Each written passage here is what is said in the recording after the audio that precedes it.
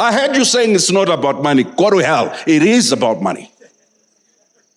You are the only civilization that thinks that reparation has nothing to do with money. Ask the Germans, why do they need a Marshall Plan? The Marshall Plan was not ribbons around buildings and monuments. It was cash. But it's not only about cash. But so when you introduce reparations, please don't do this native apologia where you start off by saying it's not about money. Money answers many things. I'm tired. Black people love to apologize. In order to be acceptable, we have to explain. This is not just about cash. Why? The Europeans said, where will the money come from? When you were getting it from us, where did it come from? I'm a king. Yes. When they take Brian Kagoro and they go and train him in the finest law schools in France, or in the United Kingdom, or in the United States, they are producing a refined native who must, in order to become an outstanding jurist, first deny the humanity of his own people, the cogency and meaningfulness of his own people's customs and laws and traditions, deny his own religion and civility and the contribution of his own people through arts, through craft, through culture and heritage to that civilization. Because, poor Brian, poor Peter, poor Judith. In the teaching that Judith and Brian receive, they did not learn of the atrocity of chattel enslavement or of colonialism or apartheid. Such that when they go to Rio de Janeiro or they go to Cape Town in South Africa or Johannesburg or they're in Windhoek or they walk through Nairobi, they are bedazzled by high-rise buildings, escalators and lifts, by shopping malls, and blinded from the fact that, in essence, the so-called beauty and outcomes of this colonial architecture is a crime scene that hides the sweat, the blood, and the bodies of men and women who were abused in order to build Washington, D.C. So they go and take pictures in France, in Brussels, totally beguiled. And the native begins to embrace his or her own inferiority because we do not have Brussels.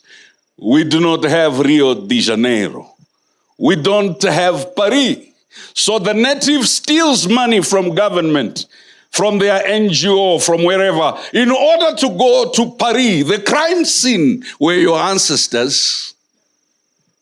So the native, especially the elite and educated native, does not need to be in government in order to be a victim of the continuity of coloniality of power, both in logic, in perception, in vision, and conception, not only of self, but of the collective.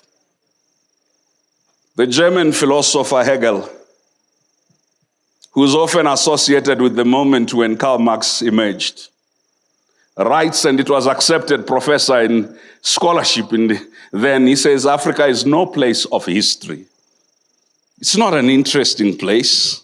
And then he continues, the African or the native is in everything else except vice and corruption and infant.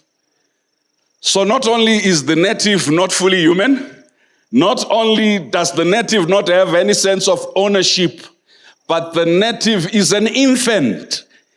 Once you infantilize the native is unable to reason at the same level as we do, unable to create at the same level as we do, unable to govern at the same level that we do, unable to exercise any form of agency at the same level that we do. The native must be chaperoned like a little baby. They need the nullification. That nanification comes from donor agencies. Then, of course, the reality is that whether you're talking about enslavement, colonialism, or apartheid, they enforced the production of three things: economies, institutions, laws, and policies that produced this bifurcation of citizenship: the civilized and the uncivilized. And the civilized was one who approximated the culture of those that oppressed them, the literate practices, the analytical lens, the nomenclature, the etiquette, the cuisine, and the fashion. So Africans spent a lot of time learning how to use fork and knife, how to sit properly, how to be a gentleman. You know, I actually believed it too until I went to study in the United Kingdom, and they'd been doing this ladies first. And I went into the tube, and I was waiting for ladies first, and I realized the men in the United Kingdom didn't get the memo. They were rushing into the tube before everybody else.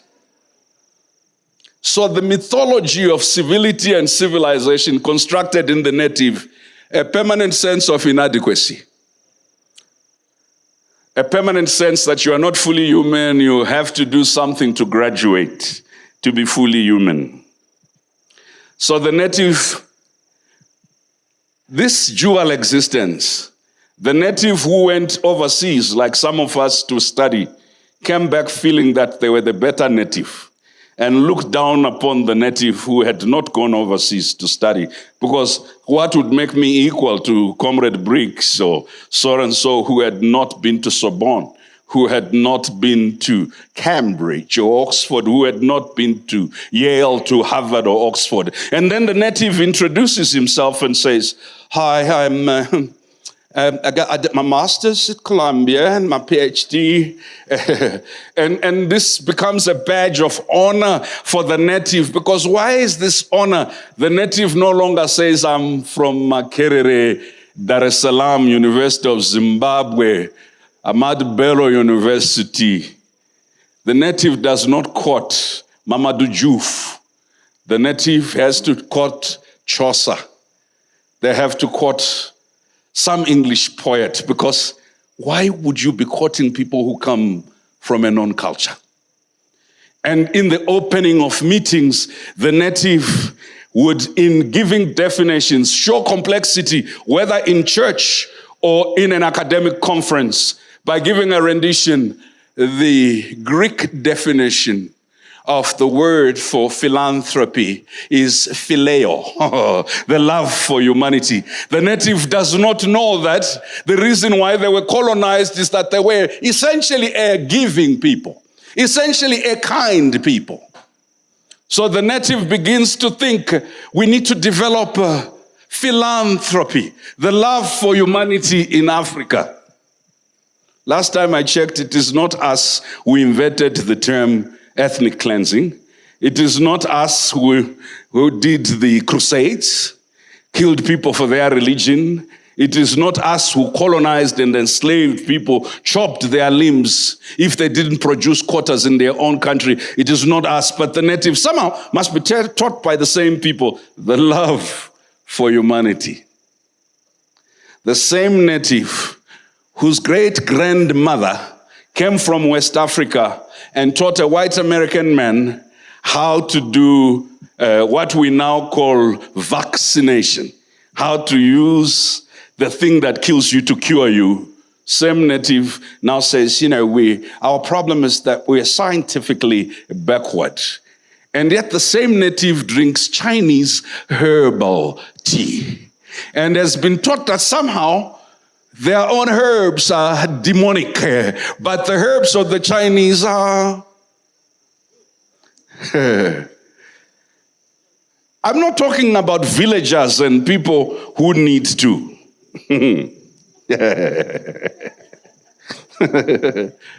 This idea, therefore, this native, of course, is conflicted because in the development of the colonial state did what is called spatial planning. White folk lived where we are in Karen. Black folk lived in Buruburu, in South B, and elsewhere. Are we together? So not only in education, in religion, but in spatial planning. I'm going to do the call for action. But I needed you to get a sense in spatial, because I heard you saying it's not about money. Go to hell. It is about money. You are the only civilization that thinks that reparation has nothing to do with money. Ask the Germans, why do they need a Marshall Plan? The Marshall Plan was not ribbons around buildings and monuments. It was cash.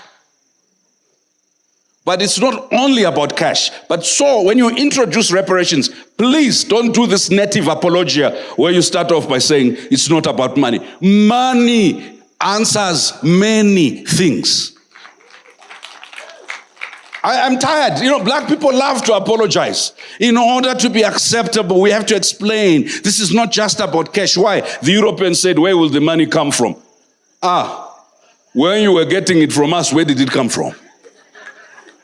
Why does the native function on the basis, first, of feeling sorry for their oppressor?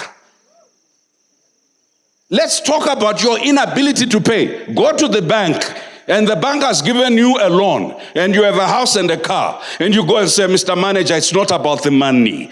It's difficult these days, as you know, inflation. I'm trying to take my children to school. Please, it's not about the money. And you come back, you will have discovered that money, no money.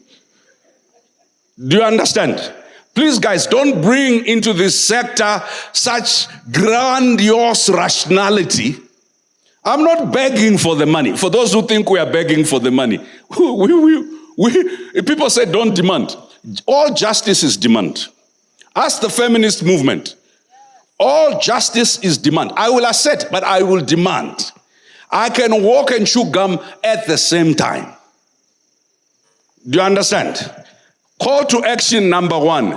Please, you cannot reason in the rationality of the inadequacies or adequacies of a global neoliberal system to determine whether something is practical.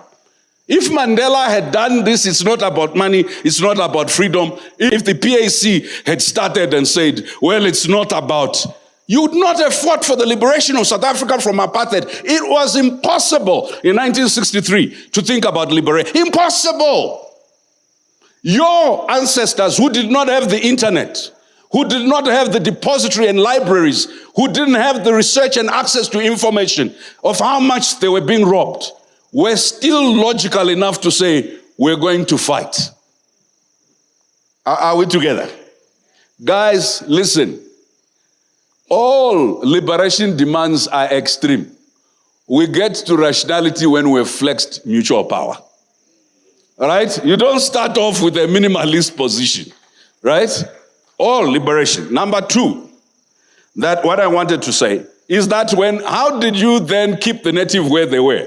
Racialized capitalism is a system that was designed to produce the same outcomes no matter the race of the person in charge of the system. So you can if you set up a patriarchal system, you can remove all the men and put 10,000 women. As long as the system is patriarchal in logic, it will produce patriarchal outcomes. Right? In the global system of division of labor between our countries and the global north, that is actually institutionalized in the global financial architecture, institutionalized through the debt governance frameworks, institutionalized through the trade frameworks, institutionalized in how we deal with the environment. The outcome will be the same unless we change that system. So how does a local struggle for repair link to? Why did I come to an arts festival? We talk as long as I have talked, and that's how long Haile Selassie talked at the conference. And then Bob Marley took Haile Selassie's 30-minute speech and wrote a song. 3 songs. Africans Unite. Right? Emancipate yourself from mental slavery. None but ourselves can free our minds. Michero Mugo then suggested we need to create the zones of epistemic or intellectual liberation. Call to action number 1. You cannot come in this space and simply worry about we are not yet fully liberated. Harriet Tubman was on a slave plantation when she saw the vision of freedom. So I said the first call to action is, how do we fight for freedom, partially shackled or shackled? Everyone, Frederick Douglass, everyone, Marcus Garvey, everyone you talked about, the Haitian Revolution did not happen because they were free and they had been to free epistemic schools about liberation. No. The Manchester Conference did not happen because there had been, the nomenclature was right. Liberation is a dialect that we learn through struggle and consistent struggle. When we start to talk about reparations, we don't have the full answers. But each generation, as Fanon says, must discover its mission, fulfill it, or betray it. Number 1, don't tell me how impossible it was. I was in Durban in 2001, a meaningless nobody on the periphery, and I encountered Rastafarians. The Rastafarians are who planted a seed about reparations. The rest of the people in the conference were talking about complicated things. The Rastafarians, and I was only with the Rastafarians because they were the ones with a tolerance for a nobody, right? And the Rastafarians began to tell me about repair. But they also talked about repair from the harm we've done to ourselves and repair from the harm others have done to us. This reparations movement is not a movement that has been kept since 2001 by the likes of us. It was the Rastafarians. It was the indigenous people. It was people who were considered on the margins of society who kept the flame burning. When academics come at this, we come and must come at it with humility. Number 1, may we have the farmers back here. May we have the Rastafarians back here. May we have the creatives back here. Bob Marley did not sing many things in 3.5 minutes. In 3.5 minutes and 4 songs, he did. I'm calling on every writer. It is not the length or complexity of what you write. It is the simplicity of the message, its connection and resonance of the people. Number 2, call to action. Our artists have been robbed and robbed and robbed. Robbed by the lack of systems that institutionalize their knowledge, their art craft, everything that our people can do. The creative economy is almost 5% of Kenya's GDP. It will soon be 15%. It's about the same percentage for South Africa, slightly higher now for Nigeria. And if you ask our people who want liberation, they do nothing. And then outsiders come and commercialize Burna Boy and everybody else who's talented, and then determine what lyrics they sing for what market. And the people stop singing for their own liberation. Why? Because they are neglected by the domestic audience, they are neglected by their governments, they are neglected by the petty bourgeoisie, they are neglected by lecturers and academics and NGO folks like you and I. Why? Because when we have a moment to deal with arts and culture, we bring it as entertainment, not as part of discourse on how to institutionalize liberation as a repeated, daily, listened to call to action. So the second starting point is arts and culture will never become a space of liberation as long as you have the same colonial lens to it, which is you undervalue it, number 1. Number 2, you shun it. Many of our artists that were big, they first got big in Europe. When the Europeans had put a stamp on them, or the Americans, we then embraced them. Shame on you. You are waiting for somebody to make it to Hollywood, to so and so that you say they are ours. Oh, you know, he's from Nigeria, he's from my village. Where were you when that boy was unemployed, trying to earn a living?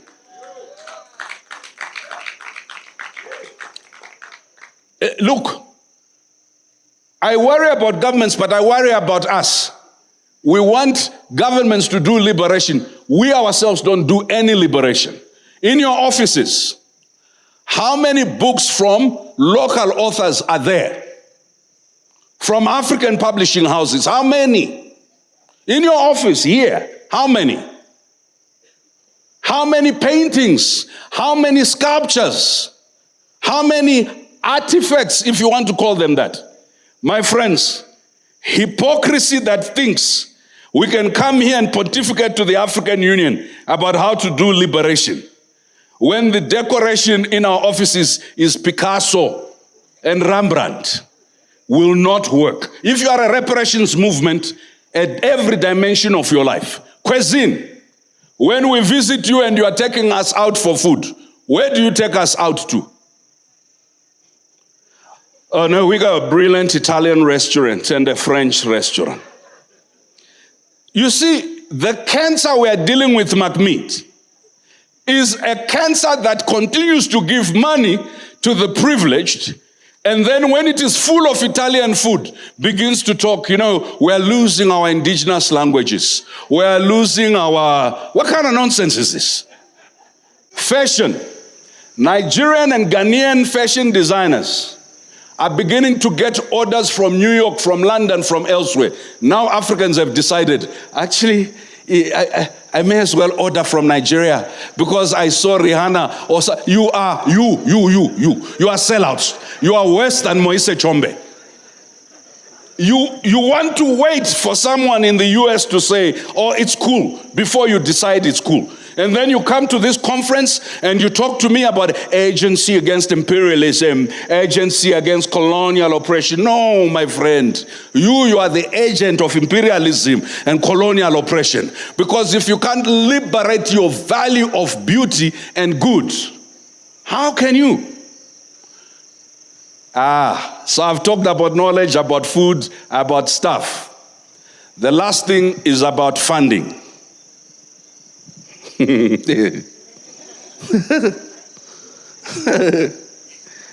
How many young techies are here? You are young techies, you are into tech, right? Please tell them the truth. You are the least supported people. And then every time, because the donors are now talking about artificial intelligence, they call you to a conference and they say, can you talk about AI and social justice? Go to hell. Why do we always wait for somebody else to say something is a mega trend before liberation in the reparations movement is going to be about memory? Say memory. Memory is not going to make us dominate the world or unite from the Caribbean to Latin America. Imagination will. Can I repeat that?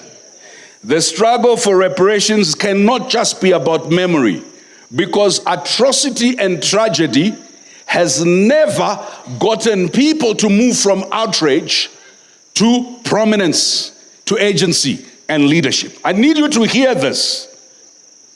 Emancipation from mental slavery is not only premised on a cartographical listing or biographical listing of atrocity, and even finding the best solutions for it to be paid for.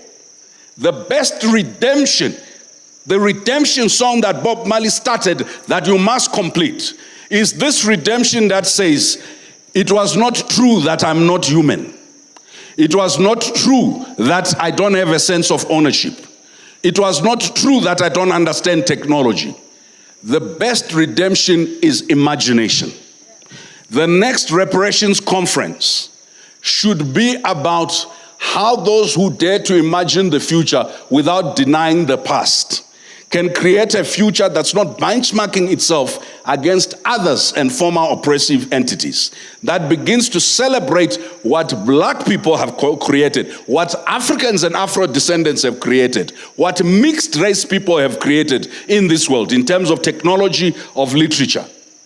Last but not least. So I said funding, right? Who finances the thing?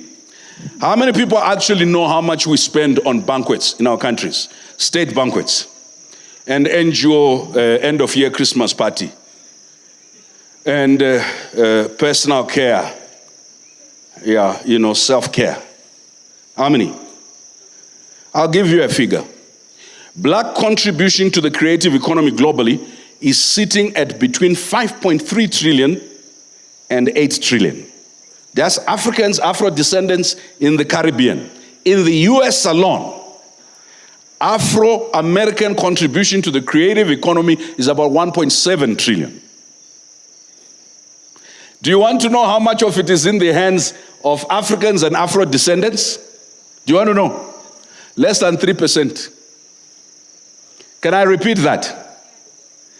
All these popular people that you heard that were Africans or Afro-descendants that you were watching on TV, including my sister Whitney Houston, when they died, the value that they controlled of their fame and their creative power was less than 3%. The frontier of reparations is reparative economies, both of the present and of the future. I'm not talking about inclusive development, I'm talking about reparative economies. Reparative economies cannot be anchored on the idea that we describe a problem and don't create the structures, the institutions, and the systems to change it.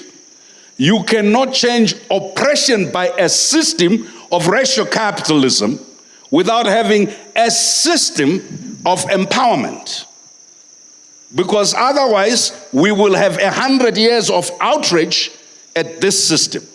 I have a simple call to action, which is, please, I beg you, when next we do reparative arts and culture, I want us to bring producers, sound engineers, those who do distribution, those who do things.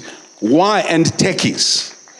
Because the ecosystem and the value chain of repair, we can only demand what we know was robbed, but we can only create what we know is possible. So friends, thank you for coming to this conference. Thank you for allowing Mahmoud to indulge me for more minutes than he had granted me. But thank you for accepting that, having identified the problem elsewhere for the last 2 days, the biggest problem in repair and injustice is you and me, the middle class, who describe this problem as though it is a football match far away, who in our daily lives, in our consumption patterns, in our reading patterns, in the TV we watch, on our TikTok patterns, because we are not paid on TikTok as black people, we do arts for entertainment. Until there's a redemptive economy component of it, it is you and I that are a problem, because we don't value people. We would rather pay for a foreign artist 10 times than we pay for a local. And to all the consultants in the room, this is a political struggle.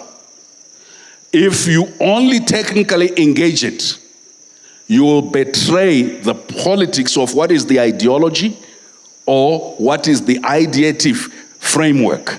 To all the academic institutions, please stop this beauty pageantry of saying who has the right framework, who doesn't have the right framework, what framework of analysis. You know, my Chinese friend, I told him, I spoke better English than him. We were at some fellowship in a Western school. So one day he got frustrated with me. He says, Brian, your English good, but my economics better. Thank you. I'm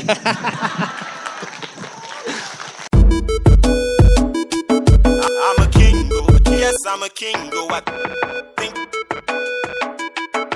I'm a king.